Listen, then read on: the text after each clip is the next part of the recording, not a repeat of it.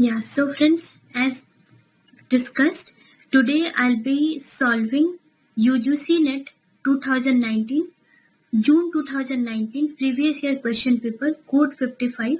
This is the second part of the session where I'll be solving questions from question number 26. 25 questions I have already solved in my previous session. Yeah, so I'll be starting with question number 26. Yes, which one of the following is not a human resource planning technique? कौन सा human resource planning technique नहीं है? ठीक है, तो human resource planning में हम लोग क्या करते हैं? What is human resource planning? तो ह्यूमन रिसोर्स प्लानिंग में we plan for a human resource position in an organization, for the desired human resource position in an organization, a right kind of people at the right number at the right position should be there.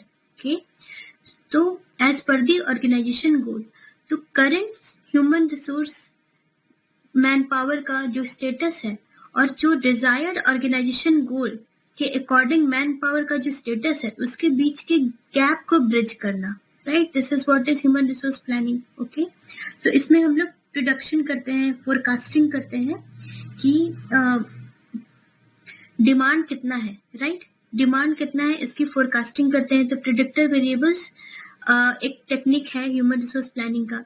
Zero based technique, zero based technique भी एक human resource planning की technique है, जिसमें क्या होता है, जिसमें कि जो भी एक्सपेंस होता है हर एक पीरियड का, ओके, कोई भी एक टाइम पीरियड का जो एक्सपेंस होता है उसको जस्टिफाई किया जाता है, फाइंड आउट किया जाता है, जीरो से स्टार्ट किया जाता है. Okay, it starts from zero base and analyses for the needs and cost for one period, right? तो इस तरीके से जीरो बेस्ड टेक्निक्स के भी यूज करते हैं और कॉस्ट फाइंड आउट करने की कोशिश करते हैं, राइट?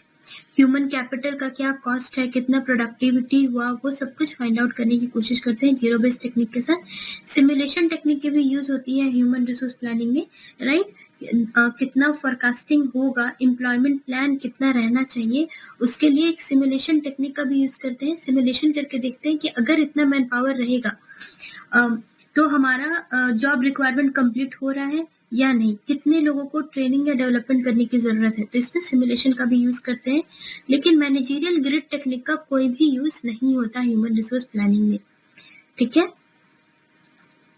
मैनेजरियल ग्रिड टेक्निक में क्या होता है, लीडरशिप स्टाइल पता चलता है, इम्पोवरिश्ड मैनेजमेंट है, कंट्री क्लब मैनेजमेंट है, टास्क मैनेजमेंट है या फिर टीम मैनेजमेंट है.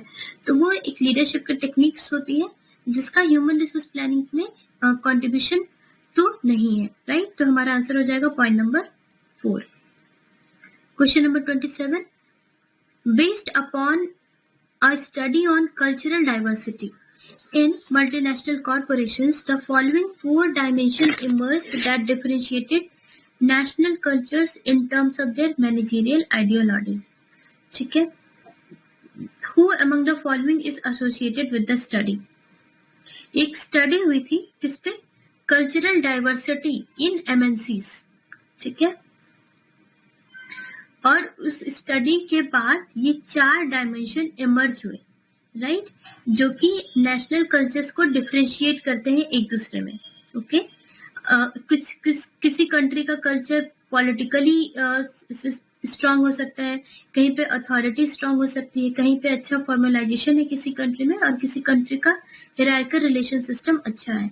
ठीक है, तो who is associated with the study? तो यहाँ पर आपको हॉफस्टीड से कंफ्यूज नहीं होना है. हॉफस्टीड ने कल्चरल डायमेंशंस की बात की थी, राइट? जो कि इंटरनेशनल एचआरएम में जिनका यूज होता है, लेकिन कल्चरल डाइवर्सिटी की बात हॉफस्टीड ने नहीं की थी.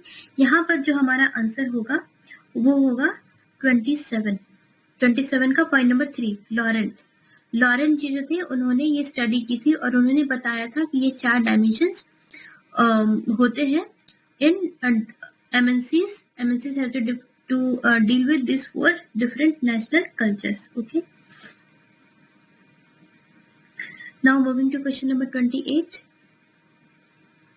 As per the provision of Factory Act 1948, A worker of a factory who quits the employment shall be paid his wage for the days of unavailed leave before, right? तो अगर कोई worker है जिसने एम्प्लॉयमेंट को छोड़ दिया है, ठीक है, he has quoted the employment, तो उसे वेज मिलेगा for the days of unavailed leave before. तो फैक्ट्री एक्ट में अगर आप वो पार्ट पढ़ेंगे एनुअल लीव विथ वेजेस का पार्ट पढ़ेंगे तो उसमें मेंशन किया हुआ है that if any worker quits the employment और उसके पास कुछ लीव्स बची हुई हैं, अनअवेल्ड लीव बची हुई हैं, तो from the expiry of second working day of date of quitting उसे वो मिल जाना चाहिए। He should be paid wages for the days of unavailed leave, right. और अगर एम्प्लॉय की डेथ हो जाती है, ठीक है, डेथ हो जाती है तो क्या होता है, तो जितने भी अनअवेल्ड लीव बचे हुए हैं उसको within 2 months from his death उसे मिलता है, और इन अदर केसेस उसे before the expiry of second working day from the date of quitting he shall be paid, right? Question number 29. Whether an individual will supply more work effort or less. कोई individual, कोई labour ज्यादा work effort देगा या कम work effort देगा as a result of rise in wage rate. अगर wage rate बढ़ जाता है, वेज रेट इंक्रीज हो जाता है, तो इंडिविजुअल जो है वो ज्यादा काम सप्लाई करेगा या कम काम सप्लाई करेगा, ये किस पे डिपेंड करता है, ठीक है। तो हम लोग पहले देखेंगे कि इनकम इफेक्ट क्या होता है, सब्स्टिट्यूशन इफेक्ट क्या होता है। तो इनकम इफेक्ट क्या है? इनकम इफेक्ट सिंपली यही है, change in consumption of goods when income rise. जब इनकम राइज हो जाता है तो किसी लेबर का कंजम्पशन में जो चेंज होता है वही होता है इनकम इफेक्ट। और सब्स्टिट्यूशन इफेक्ट क्या होता है कि जब इनकम वेरी करता है या इनकम राइज हो जाता है तो जो वर्कर है वो चीपर आइटम की जगह रिलेटिवली एक्सपेंसिव आइटम खरीदता है, राइट। तो that is what is substitution effect, ठीक है। अगर वेज कम हो जाएगा तो क्या करेगा, तो जो नॉर्मल जो आइटम खरीदता था उसे चीपर आइटम खरीदेगा, लेकिन जब वेज इंक्रीज हो जाएगा तो जो चीपर आइटम है उसको सब्स्टिट्यूट करके एक्सपेंसिव आइटम खरीदेगा, राइट। तो this is what is substitution effect. तो क्या होगा, अगर वेज रेट बढ़ेगा तो इनकम भी बढ़ेगी, राइट। जब इनकम बढ़ेगी तो लेबर रिच हो जाएगा, लेबर रिच होगा तो वो ज्यादा से ज्यादा लेजर कंज्यूम करेगा, ठीक है, वो लेजर ज्यादा कंज्यूम करेगा, और जब लेजर ज्यादा कंज्यूम करेगा तो अपना वर्क आवर रिड्यूस कर देगा, राइट। वर्क आवर रिड्यूस कर देगा और अपना लेबर सप्लाई भी रिड्यूस कर देगा। उसे लगेगा कि मेरे पास तो बहुत पैसे हैं, मैं आराम कर सकता हूँ, तो वर्क आवर रिड्यूस करेगा और लेबर सप्लाई रिड्यूस करेगा। तो this is what is income effect. इसको क्या कहते हैं, इनकम इफेक्ट होगा यहाँ पे। और as a part of substitution effect वो क्या करेगा, जब उसका वेज बढ़ जाएगा तो वो लेजर पे ज्यादा खर्च करेगा, राइट। अगर हम सब्स्टिट्यूशन इफेक्ट को देखें, जब वेज बढ़ेगा तो लेजर पे ज्यादा खर्च करेगा, जब लेजर पे ज्यादा खर्च करेगा तो उसे लगेगा कि as a some part of his wage he is spending on leisure, right. तो उसे इंड्यूस होगा कि हम ज्यादा काम करते हैं, क्योंकि ज्यादा काम करेंगे तो ज्यादा वेज मिलेगा, तो हम ज्यादा लेजर पे स्पेंड कर पाएंगे, राइट। तो it induces labor to supply more labor so that he can earn more income. It induces individual to supply more labor ताकि वो ज्यादा से ज्यादा लेजर परचेज कर सके। तो दोनों जो चीजें हैं वो दोनों अपोजिट का चीज कह रहे हैं, राइट। इनकम इफेक्ट जो है वो इंडिविजुअल को लेबर कम सप्लाई करने को मजबूर कर रहा है, और सब्स्टिट्यूशन इफेक्ट कह रहा है कि लेबर ज्यादा सप्लाई करो, राइट। तो जो रिलेटिव स्ट्रेंथ होगा इनकम और सब्स्टिट्यूशन इफेक्ट का, वो डिपेंड करेगा कि इंडिविजुअल ज्यादा वर्क सप्लाई करेगा या कम वर्क सप्लाई करेगा, right. I hope it's clear. Point number 3 will be our answer, okay. Question number 30. Human capital appraisal approach of HRD function was outlined in 1998. Okay, बिल्कुल सही. Who among the following has developed the human capital appraisal approach? Human capital appraisal, यहाँ पर TV Rao से confuse नहीं होना है, यहाँ पर ह्यूमन कैपिटल अप्रेजल अप्रोच के बारे में पूछा है। तो ये जो अप्रोच है ये किसने डेवलप किया था, फ्रिडमैन ने डेवलप किया था, 1998 में डेवलप किया था, ओके। और यहाँ पे उन्होंने बताया था कि जो ह्यूमन कैपिटल है, ठीक है। तो ह्यूमन कैपिटल का जो अप्रेजल अप्रोच है इसको कैसे करेंगे, तो इसका उन्होंने 5 स्टेज बताया था। ठीक है, पहला स्टेज बताया था क्लैरिफिकेशन, ठीक है, उसके बाद बताया था असेसमेंट, उसके बाद बताया था design and then implementation and then monitoring. Clarification, state assessment, design of human capital, implementation of human capital appraisal and monitoring. तो ये 5 स्टेजेस से हम ह्यूमन कैपिटल का अप्रेजल कैसे है, क्या करना पड़ेगा, वो सारा कुछ मॉनिटर करते हैं। ह्यूमन कैपिटल क्या होता है? ह्यूमन कैपिटल बेसिकली किसी भी ऑर्गेनाइजेशन में जो भी स्किल्स होती है, जो नॉलेज होती है, जो कैपेबिलिटीज होती है ऑर्गेनाइजेशन की, जो कि एक्चुअली प्रोडक्टिव होती है, जो कि एक्चुअली इंडस्ट्री में इन्वेस्ट होती है, इंडस्ट्री का फायदा करवाती है, ओवरऑल इकोनॉमी इंडिया की किसी भी कंट्री की इकोनॉमी को इंक्रीज करने में हेल्प करती है, वो होते हैं क्या? Human capital.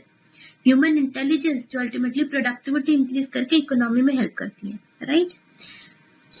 तो this is all about it. Now moving to question number 31.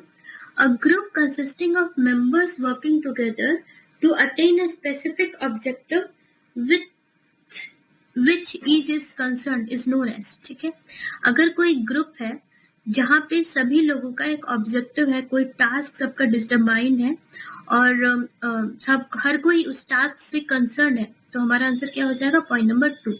हर किसी का स्पेसिफिक ऑब्जेक्टिव है, हर कोई अपने स्पेसिफिक ऑब्जेक्टिव के साथ कंसर्न है। इनफॉर्मल ग्रुप नहीं होगा, फ्रेंडशिप ग्रुप नहीं होगा, इंटरेस्ट ग्रुप भी बिल्कुल भी नहीं होगा। हमारा answer is clearly task group. Question number 32. Industrial safety is primarily whose responsibility under the Factories Act 1948. 1948 में प्राइमरीली सबसे पहले इंडस्ट्रियल सेफ्टी की रिस्पॉन्सिबिलिटी किसके पास होती है? तो हमारा आंसर हो जाएगा ऑक्यूपायर, मैनेजमेंट। जो भी ऑक्यूपायर होता है, जो मैनेजमेंट होता है, प्राइमरीली सबसे पहले उसकी रिस्पॉन्सिबिलिटी होती है इंडस्ट्रियल सेफ्टी। ऑक्यूपायर ही सेफ्टी कमिटी सेटअप करता है। It can also be asked who sets up safety committee.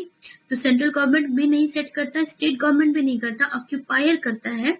Occupier safety committee setup करता है जिसमें इक्वल नंबर ऑफ रिप्रेजेंटेटिव होते हैं from worker and management, right?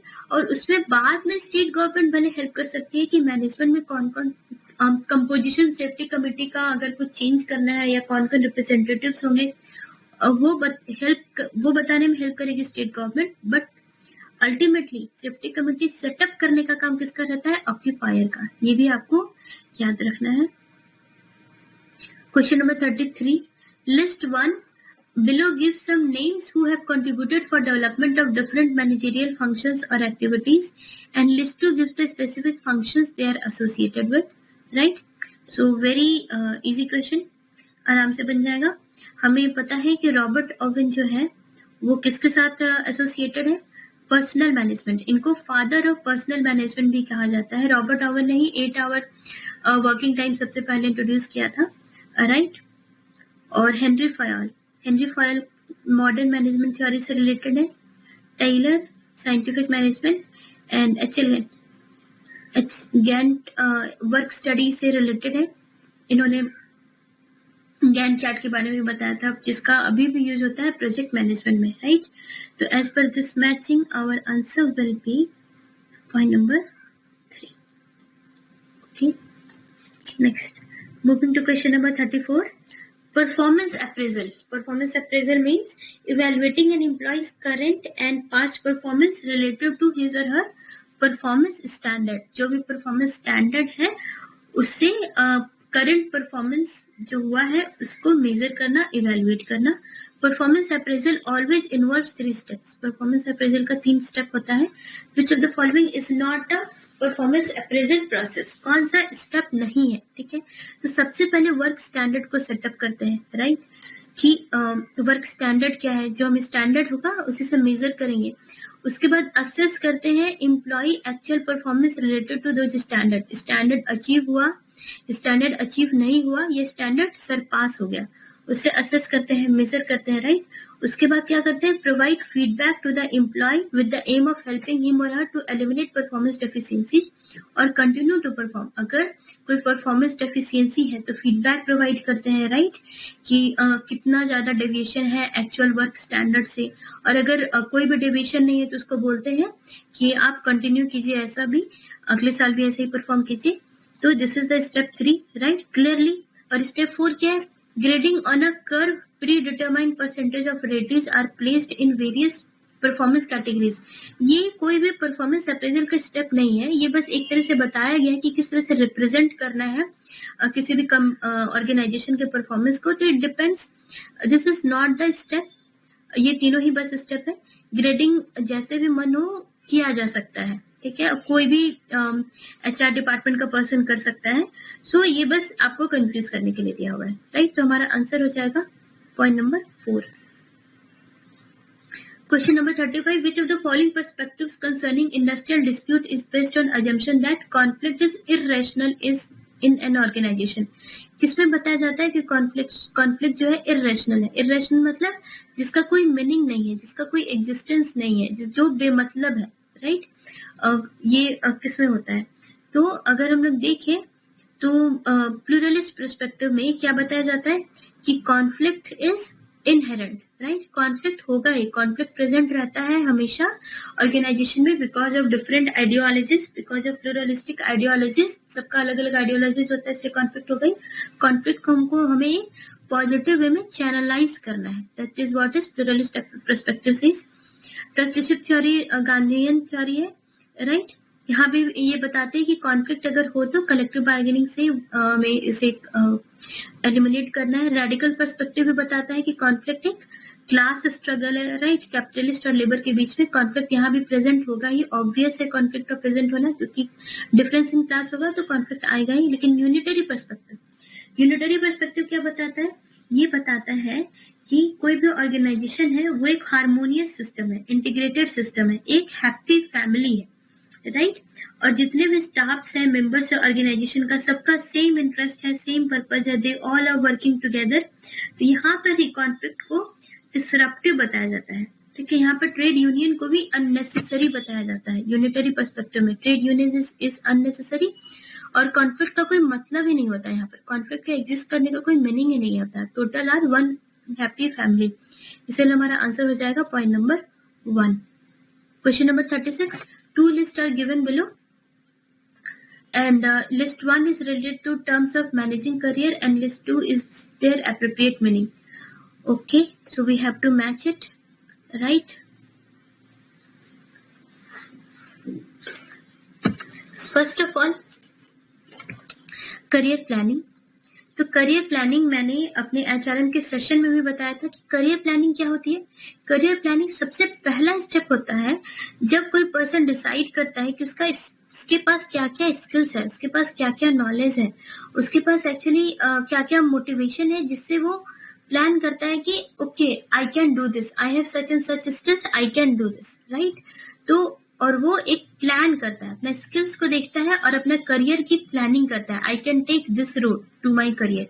तो उसके हिसाब से क्या होगा, point number 2, if we see the deliberate process through which someone becomes aware of personal skills, interest, knowledge, motivation and other characteristics and establishes action plan to attain specific goals. For example, अगर किसी का research का अगर उसके पास acumen है तो he will decide कि okay I am good at research, so I should fill UGC NET form, and he plans to fill the form, right.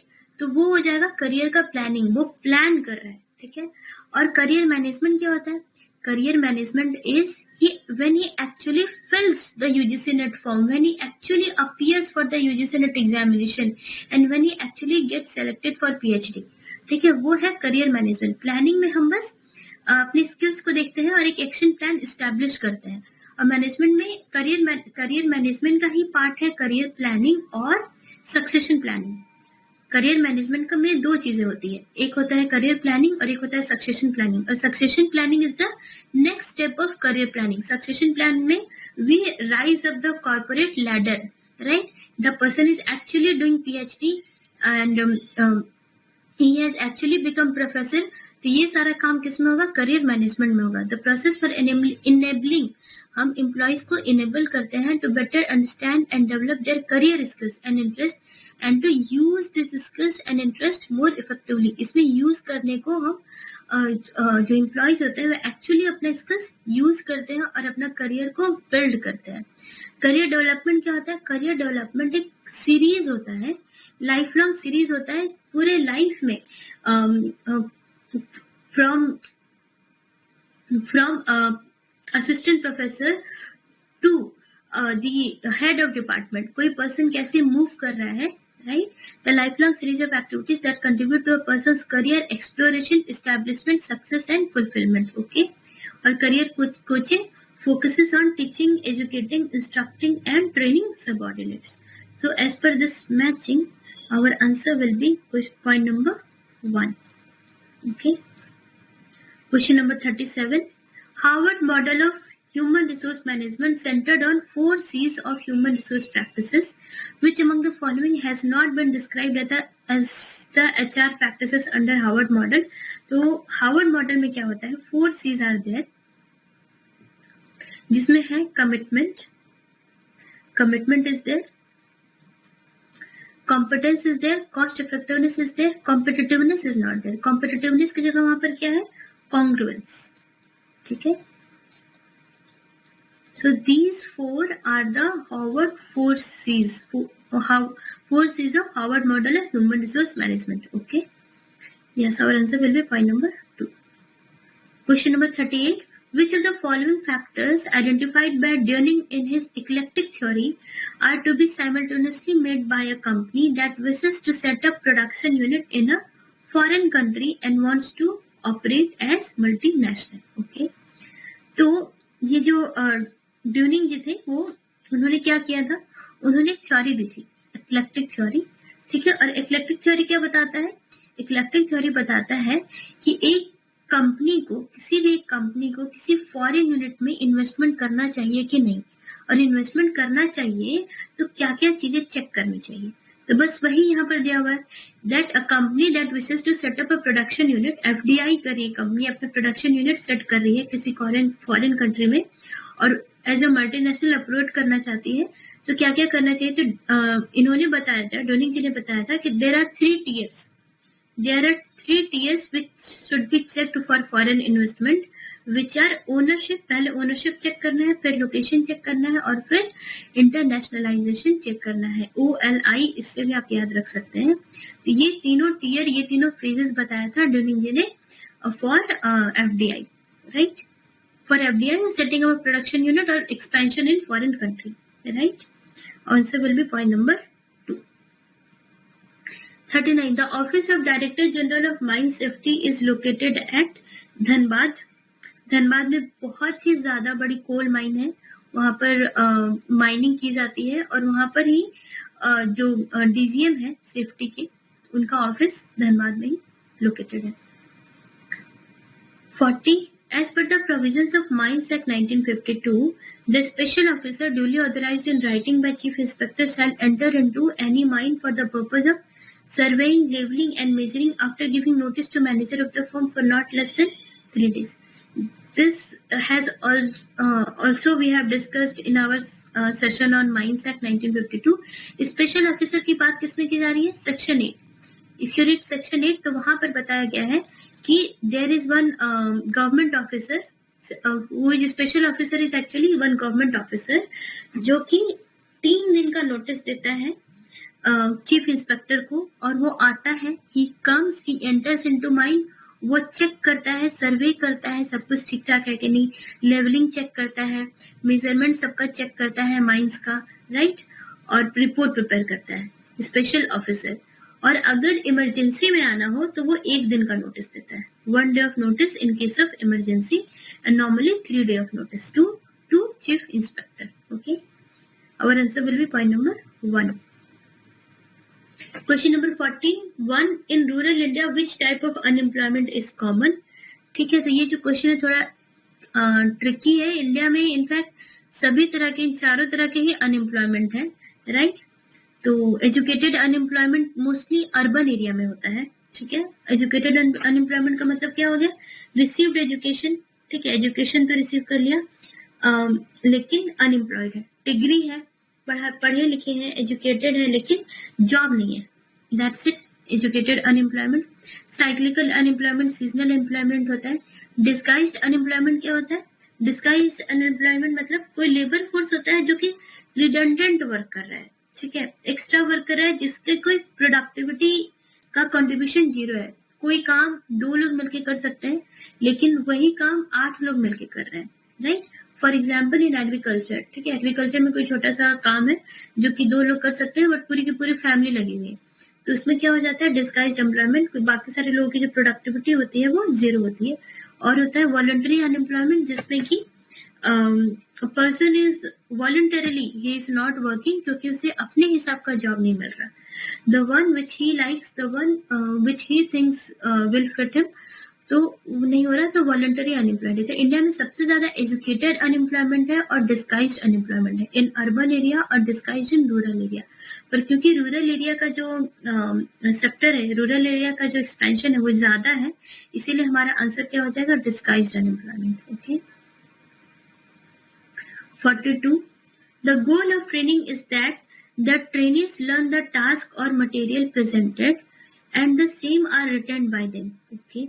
Which of the following issues influences the retention process? अगर training हुई है, ठीक है, जिसमें कि training जो है वो ट्रेनिंग काम को सीखते हैं और मटेरियल भी उनको दिया जाता है और मटेरियल वो अपने पास रख लेते हैं, राइट। तो कौन सा सबसे ज्यादा हेल्प करता है रिटेंशन प्रोसेस में, तो इसका आंसर हो जाएगा मीनिंगफुलनेस ऑफ मटेरियल, क्योंकि material are retained by them, कितना ज्यादा मटेरियल मीनिंगफुल है, right. Degree of original learning, कितना ज्यादा अच्छे से उनकी ट्रेनिंग हुई है, कितना अच्छे से उन्हें पढ़ाया गया है।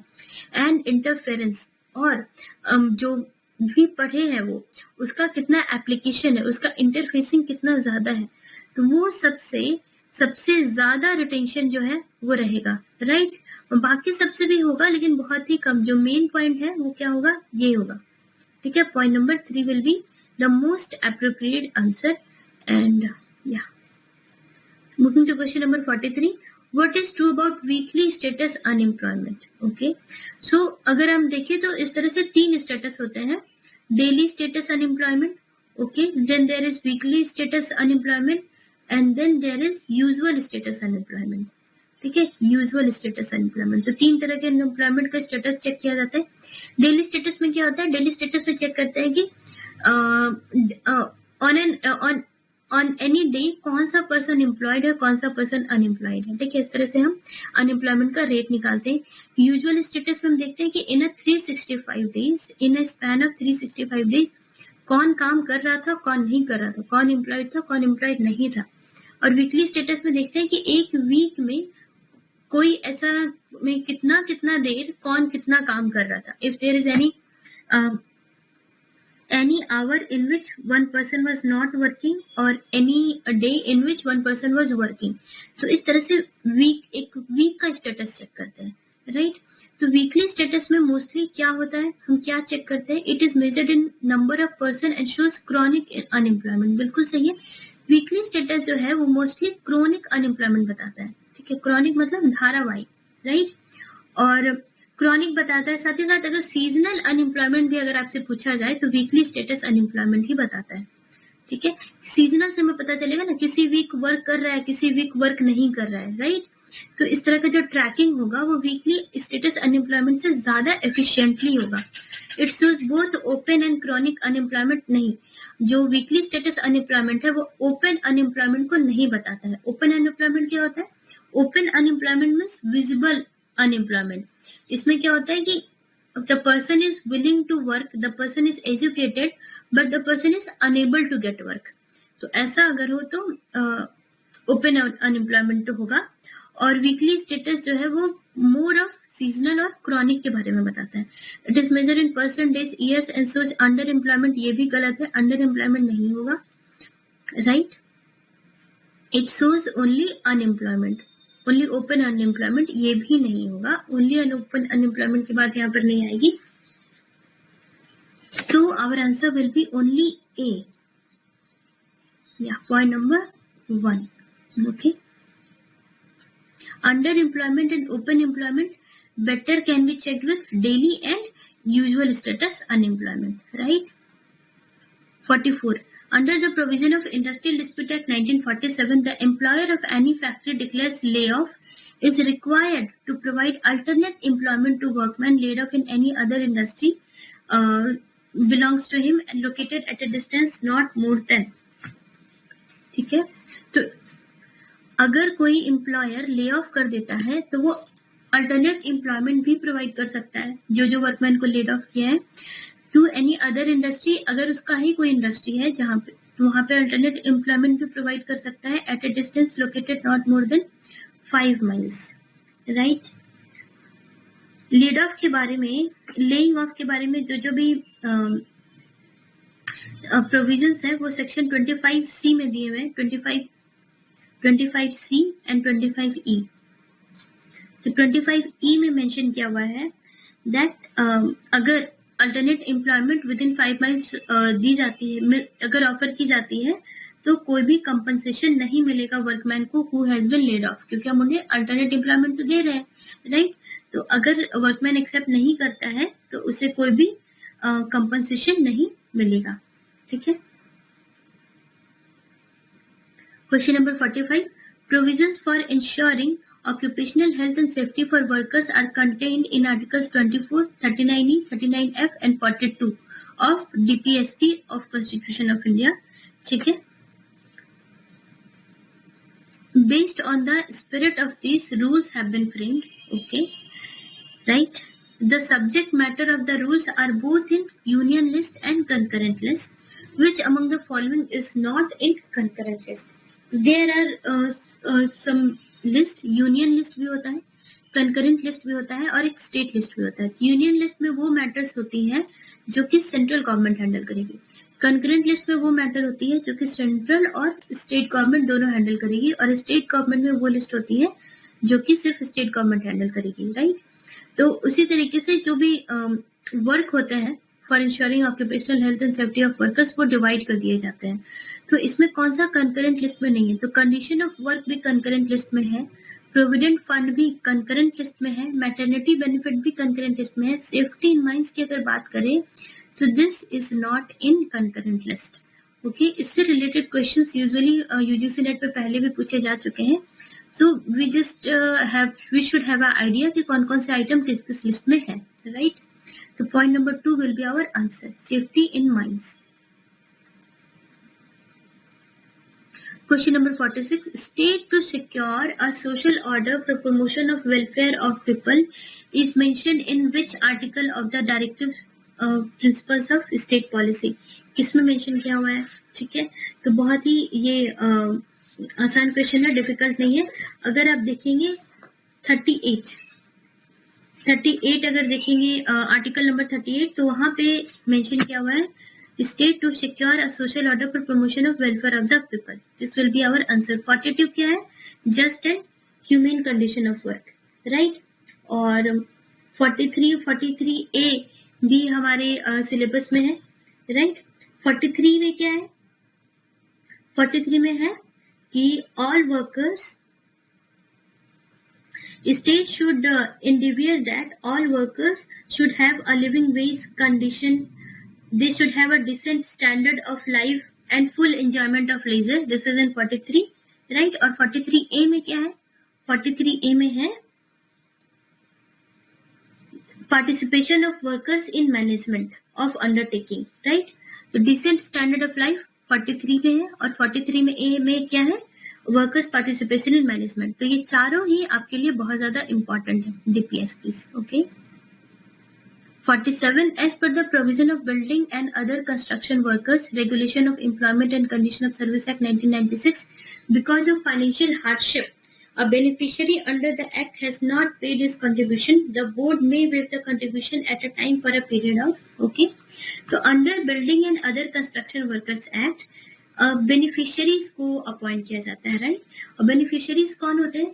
जिनको जो बोर्ड मेंबर्स होते हैं उस कंपनी के, वहां से कुछ बेनिफिट्स मिलते हैं, राइट. बेनिफिशियरीज को बहुत तरह की बेनिफिट्स मिलती हैं और बेनिफिशियरी को कुछ कंट्रीब्यूशन करना पड़ता है। बेनिफिशियरी कौन हो सकता है?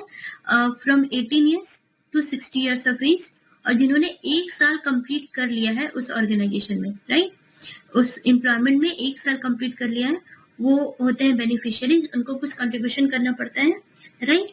और अगर बिकॉज ऑफ फाइनेंशियल हार्डशिप वो पे नहीं कर पाते हैं, तो बोर्ड जो है, जो बेनिफिट प्रोवाइड करेगी बेनिफिशियरीज को, वो कंट्रीब्यूशन वेव ऑफ करेगी for the month of 3 months, ठीक है, टिल 3 मंथ्स वो वेव कर सकती है कंट्रीब्यूशन। और अगर कोई बेनिफिशियरी 1 साल तक कंट्रीब्यूशन नहीं करता है, तो जो बोर्ड मेंबर्स हैं वो अपने बेनिफिशियरीज के लिस्ट से उसे हटा देंगे, ठीक है, ये भी आपको याद रखना है। 1 साल तक पे नहीं किया तो the board member will remove his name from the list of beneficiaries, right. 48. Under the provision of Payment of Wages Act 1936, establishments which are not covered under the Act, the state government, after giving how many months notice, may extend the provision of the Act to such establishment. तो ये भी बहुत आसान सा question है, which we have already studied in our payment of wages act session. इसका answer हो जाएगा 3 मंथ्स। ये याद रखिए फ्रेंड्स, अगर पेमेंट ऑफ वेजेस एक्ट को इम्प्लीमेंट करवाना है किसी ऑर्गेनाइजेशन में, तो 3 मंथ्स का नोटिस होता है। और अगर पीएफ और ग्रेचुटी, पीएफ एक्ट को पीएफ के लिए और ग्रेचुटी के लिए the same is for 2 months, ठीक है, 2 मंथ्स का नोटिस देगी government in this 2 cases, right? Next, moving to 49, the Interstate Migrant Worker Regulation of Employment and Condition of Service Act 1979 will apply to the establishment employing a minimum of, बहुत अच्छा question है, आसान question है, 5 और मोर migrant workman. किसी भी establishment में जहाँ पे 5 या 5 से ज्यादा माइग्रेंट वर्कमैन है, सबसे मिनिमम नंबर है 5 या 5 से ज्यादा, तो वहां पर जो भी एम्प्लॉयर है वो उसे इंटरस्टेट माइग्रेंट वर्कमैन जो एक्ट है उसे एप्लीकेबल करना पड़ेगा अपने एस्टैब्लिशमेंट में, राइट। 5 और मोर।